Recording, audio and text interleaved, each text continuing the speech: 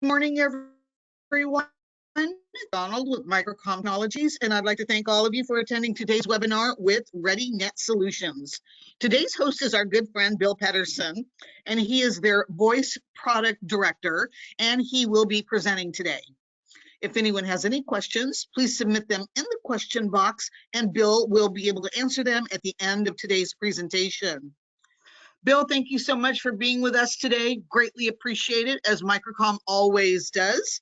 We are ready for your presentation. You are good to go. Thank you. Awesome, Julie. Thank you so much for the nice introduction there and for our live studio audience that we have with us here today. And before I go too far, happy holidays, Merry Christmas, Happy New Year to everyone. And hopefully this next year is a strong and prosperous new year for your work and employment. And hopefully some of the things that we cover today will be very beneficial and enlightening to look at new opportunities and services that you can offer your customers. One of the things I noticed we've talked about in the past, managed routers, we've talked about LTE products, we've talked about last month, we talked about AlarmLink and ePOTS. And one of the products that I just noticed that we hadn't covered was the ATA line of products that ReadyNet offers.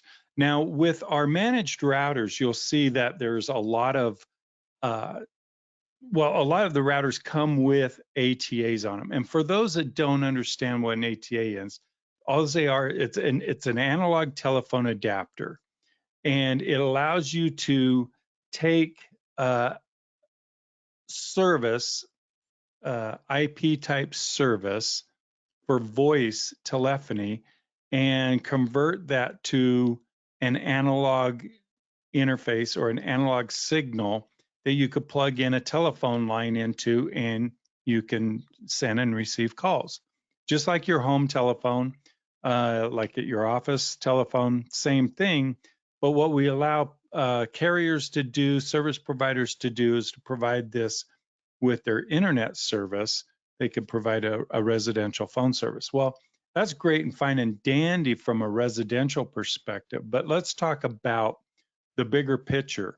Now that the FCC, if you're not aware of this, they basically have told carriers that they don't need to provide this service anymore to their customers. This includes residential customers. This includes your business and enterprise customers as well too. And you go, okay, well, what does that all mean? Well, they just don't want to have to be responsible now for the copper infrastructure for an, I don't want to call it an older technology, but it is a very old technology, been around for a number of years.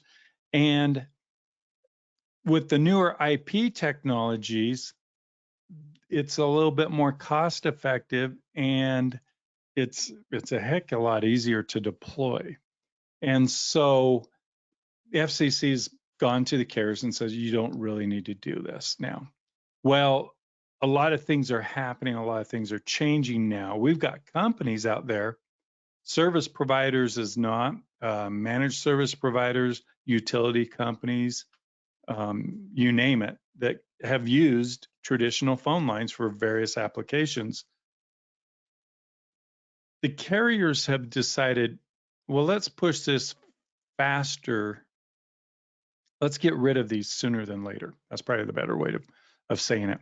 And so the best way to get rid of something that you don't want to support is hurt your customer's wallet and start charging an enormous amount of money for that service that is no longer being maintained. That would be a good word.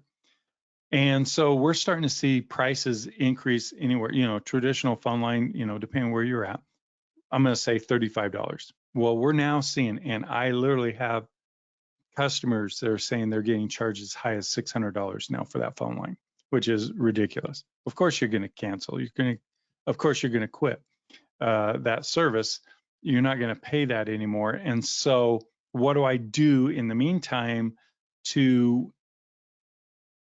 to allow to have that service. Because on these analog lines, they could be anything from an alarm line, they could be elevator call box, just a traditional call box, could be a fax line, could be a number of things.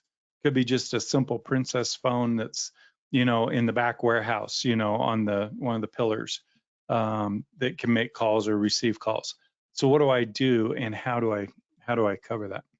Well, for a lot of our ReadyNet products, especially on our managed routers, we included a little one port or two port ATA, so internet service providers could continue to provide these services for their customers. But if we're talking more than one line, how do we deal with that? And that's what I want to talk about today. So we're showing a number of products here. We've got 3 different products here. Our 2-port and 4-port and our 8-port ATAs.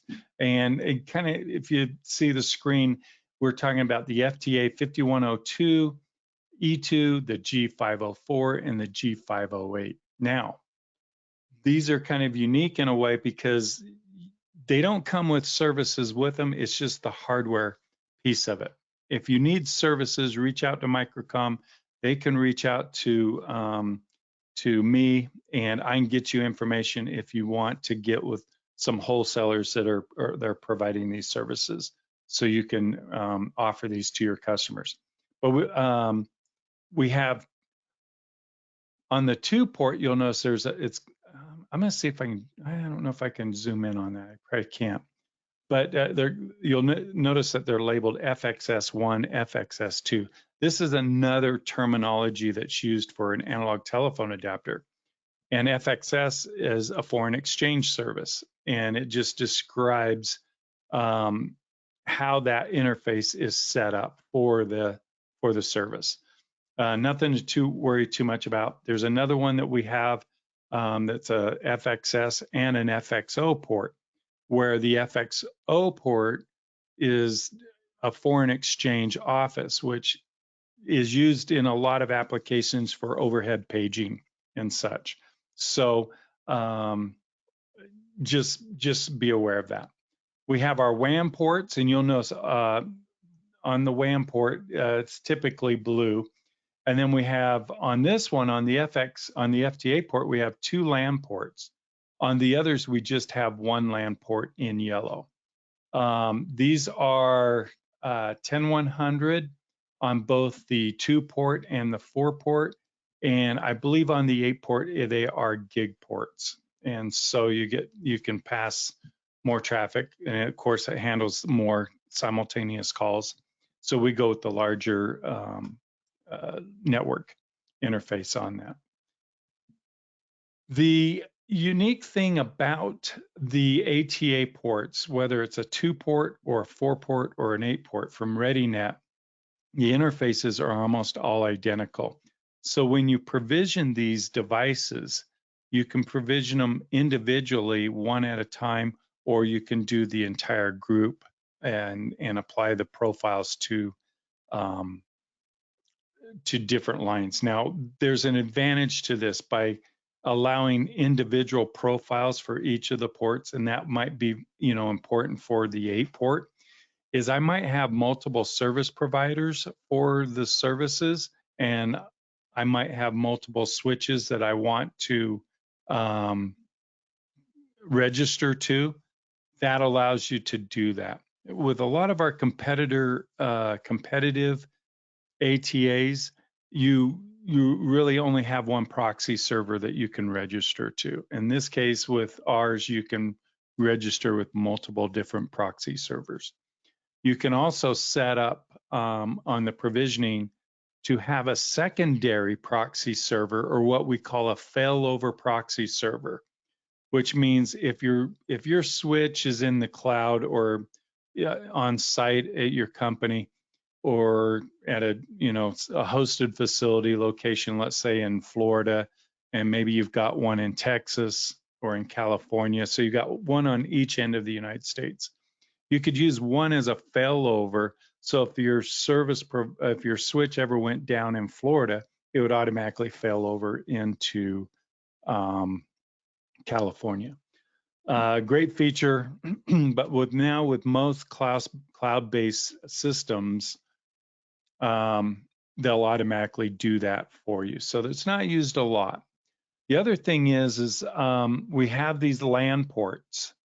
These LAN ports allow me to directly connect into the device with a laptop and monitor and provision these things. You can turn these off. You can do a telnet session with the router when you do the original configuration, and you can go ahead and turn those off so no one can connect equipment behind you. Or from our what we call our cloud services, it's part of our provisioning server. You can turn those off from the provisioning server as well too. Gives you a little bit more added extra protection. So you make sure that, once I plug this into a closet somewhere, I don't have to worry about someone going in and swiping and stealing bandwidth from me. The other thing is these are fully compliant with fax services. And now I'm going to say that in two different ways. One is you can enable fax services on the ATA. And that means that we're basically saying on this port, on line 2, let's say, as an example, this is going to be my dedicated fax line. I must give it, I'm going to enable the T.38 features that are on that. And so now I'll better be able to communicate between the fax machine and the ATA to authenticate and hand off and do all the handshaking protocols that are needed to send and receive that fax information. The other thing that we do also is we actually have a partnership with FaxBack, and FaxBack now uses these ATAs for their services. And so you can download or get the firmware from FaxBack and embed or load into these ATAs, and they will work on the FaxBack services. And if you're not familiar with FaxBack services, it's a great program. It's an eFax type service. For fax machines, we use a store and forward. It's all secure under HTTPS, and it's a great little interface solution for faxing. And then you buy your services through FaxBack. But that's a really great value add that you can throw out to your customers is, hey, you got a traditional fax machine, we can plug one of these into it and interface right up to it. So yeah, just a couple of other things as well, and we'll go through some questions. We got management provisioning done through our cloud and through ReadyNet, or not ReadyNet. Oh crud, I'm drawing a blank now. It's our provisioning services. Oh man, it always happens. I mean, I got to cheat and see if I can see something here. Through we do our cloud for provisioning and RN control. I'm sorry, RN control for managing these devices. You can also provision them through RN control as well also, and you can see the status and the activity on these ATAs as well also. And you can do this yourself. So if you have your own TR69 server, you can go to RN control, get the information from there, and you can set these devices to work on your own TR69 server. Let's see, I think that just about covers it. But here's the other thing. You probably have seen a lot of companies out there, and I'm not gonna name them, that are saying, oh, we got these multi-port ATA lines, we've got LTE connectivity for failover, and we can do these in a background. You can kind of see now all the pieces that you can take together, because if you go to products and you go to our 4G, our 520S router, which already has 2 ATA ports in it, and you go to our analog ATA adapters as well, and you can put these things together and build your own solution that could work out in the field. And I wouldn't be a bit surprised you're going to see a solution come available from ReadyNet in the near future where you can just buy the hardware all bundled in an enclosure with a UPS on it, put your own services on it, put your own SIM card in the LTE router, and offer this as a solution to your customers. So that will be a great day, and it's coming soon. I kind of sense it, maybe sometime around the first of the year. So keep your eyes out for that. You can always check back at readynetsolutions.com on our website for that information. And with that, Julie, I'm going to turn the time back over to you and see if we have any questions regarding these ATA products. Thank you so much, Bill, for that presentation. Enjoyed it very much. And yes, I've got some questions for you. Let's get started with the first one. Here we go. What are the key benefits of using VoIP ATAs in a modern communication setup? That's a great question. And that can be done in a number of different ways or answered in a number of different ways. If you're an ISP, an internet service provider, we've got a lot of baby boomers out there still. And my father's one of those that still has a phone line at his house. There are some people that will always, I mean, he has a cell phone, he carries his cell phone around, but they still want that landline in their home. And that number is actually quite high. Now, over time here in the next 20 years, you'll see that number drop off drastically. But that would be one example. The other is you've got equipment. I mean, let's just take elevators, for instance. All these elevators have a call box in them, an emergency call box. Okay, I push a button, it gives me dial tone, or it's set up on a speed dial. Basically, what we're doing with these ATAs, and I'm going to use a couple of terms here, and hopefully you'll get it. When we provision an ATA, you want to set it up as a utility line. And what I mean by that is you just want dial tone. You know, you don't have call waiting on it. You don't need call forwarding on it. I don't need speed dial on it. I just need dial tone. So when I push that button, I go off hook, and there's going to be a box or an interface that connects to these analog lines here. That's the brains, that's the smarts of what it's going to do. It's going to automatically establish a call with that monitoring service. That monitoring service is going to recognize what elevator it is, most likely through the caller ID information from the phone number that you assign to this. And they're going to say, hey, what's your emergency, or you know, what's the problem? How can I help you? And you're going to be able to talk to them. That's all this box needs to do. Okay. And so there's a lot of, if you take a look at the number of elevators that are out there in the world, especially in North America or in your city, there's a lot of them. There's a lot of them. And every one of these right now typically has an analog phone line plugged into it. And at some point, they're going to need to move these things over. Now, that's just one example with an elevator, but you can think of call boxes. You can think of, I mean, just a number of various items that can use these things. And that's the application that we're going after.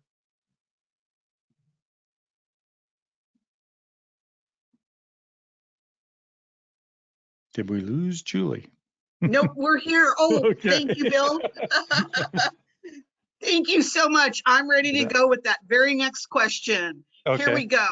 All righty. Are there any special configurations or settings needed for the FTA 510 2E2 devices to function optimally?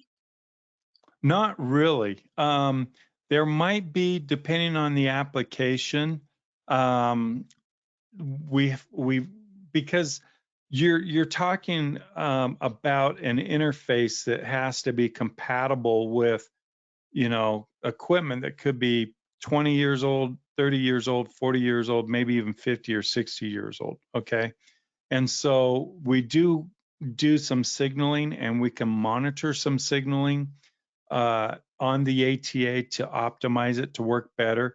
But if you ever run into an issue, you can always go to our support page or contact us at ReadyNet and just shoot us open a trouble ticket. It'll automatically send us an email. We'll reach out to you and we'll work with you one-on-one on that application.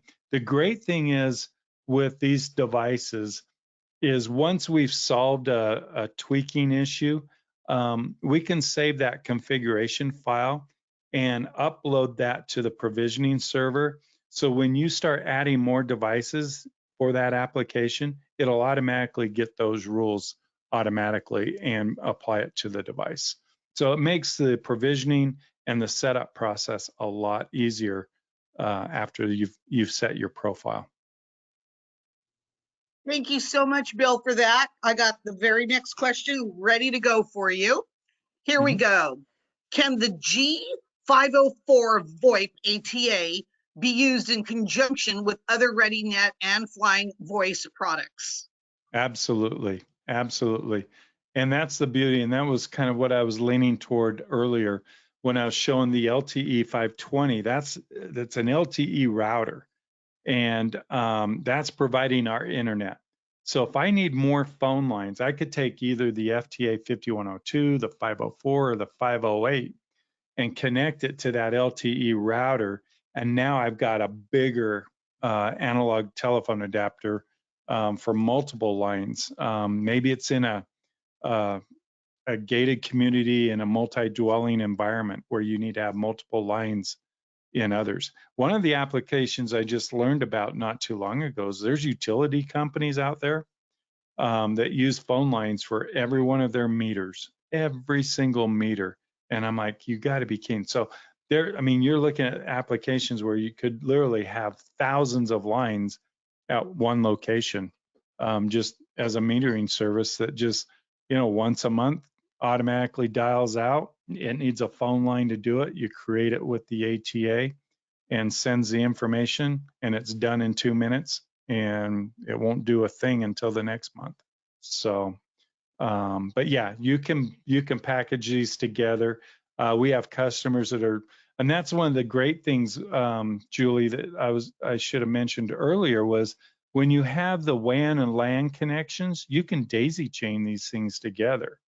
So I can go from, 4-port to 8-port. I can go 4-port to 12-port. I can go 4-port to 6-port. I can daisy chain these things together with one internet connection. Excellent. Thank you so much for that, Bill. Couple more questions here for you. Next one up is, how do your VoIP ATAs cater to various business sizes and requirements? Well, that's another great question, because literally in every business, you could probably sell them at least one of these FTA 5102s. Every business could use one of those. Now, what is it going to be used for? Could be a number of things. Could be a fax line, could be an alarm line, could be access control from the back door. Maybe there's a warehouse. And the beautiful thing is, since this is IP and you're selling maybe other voice services, you can set this up as soon as someone pushes a button, it speed dials to the front office. We have schools that are using these for entry access points. Call box, push a button, automatically calls the front desk. Front desk says, how can I help you? And, maybe even on the front desk, they're using their DTMF pad as an entry or have a button that they can push that will release the front door and let them in. So literally, I say every business at a minimum would use a 5102 for one reason or another. Sounds good. Thank you, Bill. Almost done here. Let's see. Here we go. Next question. How do you ensure the durability and longevity of your VoIP ATA products? Well, they all come with a 1-year manufacturer's warranty.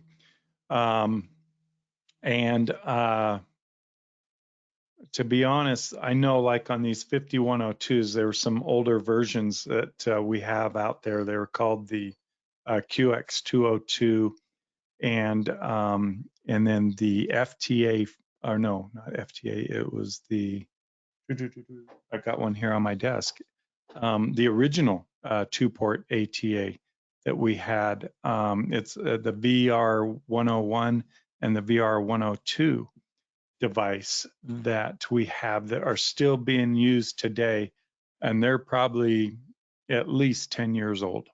And so these things hold up really well. If there's a recommendation, I just tell people, because this is a voice line and it requires power, is, be cognitive of the environment and the application it's going to be used in. You might need a UPS or a simple little power adapter. So if the building loses power for one reason or another, these things can still be powered themselves and functioning. And so just keep an open mind on the application. You might have to add, some additional hardware just to keep it up and running in an environment that, where you might have a power outage. Thank you so much, Bill. And that was basically a question about warranties, which we all usually like to touch on, just to ensure everybody what's going on with warranties. Very important. And Bill, thank you so much for answering all of those questions for us today. And thanks to everyone for attending today's webinar. And if anyone has any further questions, of course, please feel free to reach out to your sales rep or email us at sales@microcomtech.com. And if you wish to view any of the products mentioned or shown here today, please remember this webinar presentation has been recorded and will be uploaded to our Microcom YouTube channel so we can all view it again. Bill, thank you so very much. Looking forward to our webinar tradition to continue in 2024. And for Q1, I will be reaching out so that we can do this again with you, and perhaps you'll have some really fantastic new announcements and new information to share with us as always. You bet, Julie. Thank you so much for the opportunity, and Merry Christmas, Happy New Year to all of our listeners. Well, thank you so much. Same to you, and everyone have a wonderful rest of your day. Bye now. See ya.